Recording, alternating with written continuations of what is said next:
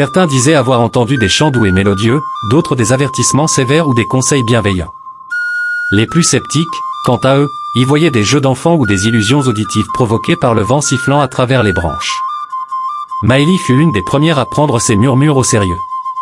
Une nuit, alors qu'elle méditait près du chêne sacré, elle entendit distinctement une voix qui semblait l'appeler par son nom.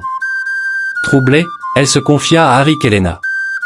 Ensemble, ils décidèrent d'observer l'arbre de plus près.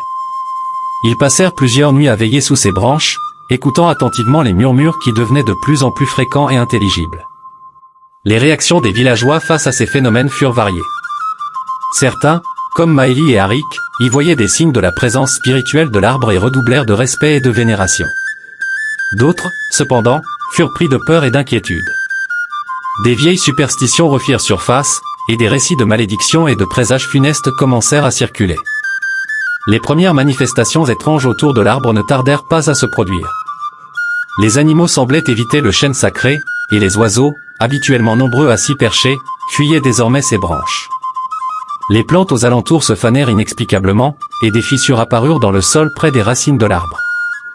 Les nuits étaient ponctuées de cris d'animaux, ajoutant une touche d'effroi à l'atmosphère déjà tendue. Un soir, alors que Taren et quelques anciens tenaient une réunion sous l'arbre pour discuter des événements, une lumière étrange et pulsante émana du tronc. Les villageois présents furent pétrifiés de stupeur, et la nouvelle de cette manifestation se répandit comme une traînée de poudre. La peur et la fascination se mêlèrent, et les villageois commençaient à se demander ce que l'arbre essayait de leur dire. Les murmures de l'arbre évoluèrent progressivement vers des révélations plus directes. Un matin, les villageois découvrirent des messages gravés dans l'écorce du chêne sacré, comme si une main invisible avait écrit ces mots au cours de la nuit. Ces inscriptions révélaient des secrets personnels, des vérités cachées depuis longtemps. Les révélations commencèrent par des faits mineurs, mais rapidement, elles touchèrent des aspects plus profonds et plus intimes de la vie des habitants. La première révélation marquante concerne Doran, un fermier respecté du village. Une nuit, l'arbre révéla qu'il avait, des années auparavant, caché une partie de la récolte pour la revendre en secret, trahissant ainsi la confiance de sa communauté. Ce secret exposé provoqua une onde de choc. Doran, habituellement silencieux et introverti, fut confronté à la colère et à la déception de ses voisins. Les anciens décidèrent de le convoquer pour une explication publique, ce qui exacerba les tensions.